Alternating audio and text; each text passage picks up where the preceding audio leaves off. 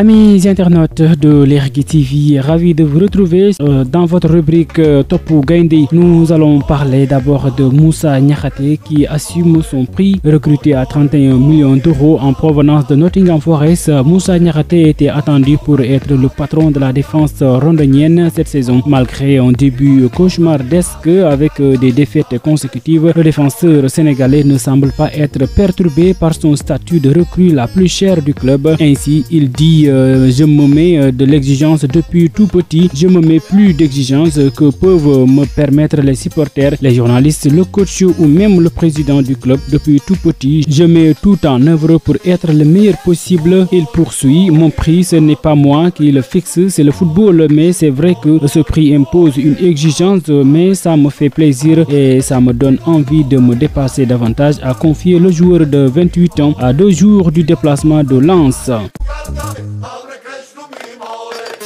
En France toujours, Bamba Dieng s'est encore illustré ce week-end. L'attaquant sénégalais permet à Angers d'accrocher son premier point de la saison face à Strasbourg. Arrivé dans les dernières heures du mercato, Cheikh Ahmadou Bamba Dieng, 24 ans, connaissait sa première titularisation avec Angers ce dimanche lors du déplacement à Strasbourg pour la 4e journée de la Ligue 1. Et l'attaquant prêté par l'FC Lorient a en profité pour marquer son premier but sous ses nouvelles couleurs. Et c'est la 4e fois de sa carrière que Bamba Dieng marque face au Racing Club de Strasbourg-Alsace.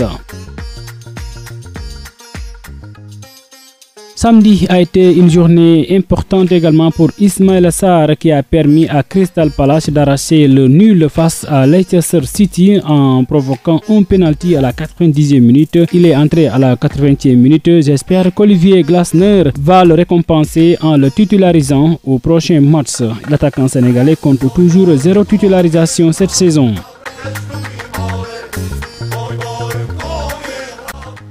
À Zultuwerengam, Papa Demba Diop marque son premier but. Victime d'une grave blessure la saison dernière, Papa Demba Diop avait très peu joué avec son club, mais cette saison, il est bien là. Ce dimanche, il a participé à la belle victoire 1-3 de Werengam sur la pelouse de Kaas Open. Il a inscrit son tout premier but avec le club belge.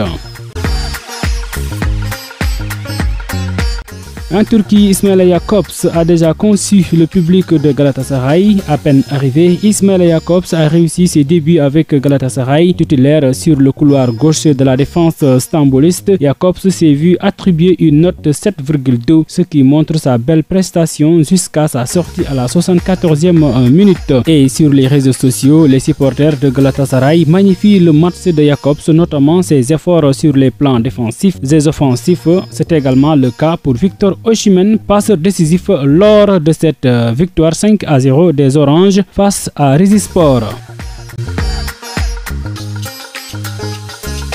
Turquie toujours, Keita Baldé est passé par toutes les émotions samedi soir lors de la victoire 3-2 de Sivasspor face à Gaziantep. Alors qu'il venait de marquer son premier but avec son nouveau club, l'attaquant sénégalais enlève son maillot pour célébrer, un geste qui lui a valu un 2e carton jaune et naturellement une exclusion.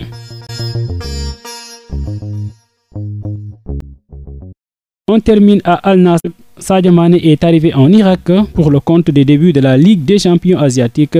Al-Nassr de Sadio Mané se déplace à Bagdad, Irak, pour y affronter Al-Shorta. En l'absence de Cristiano Ronaldo, malade, Sadio Mané sera le dernier attaquant, sera le leader d'attaque d'Al-Nassr pour ce match.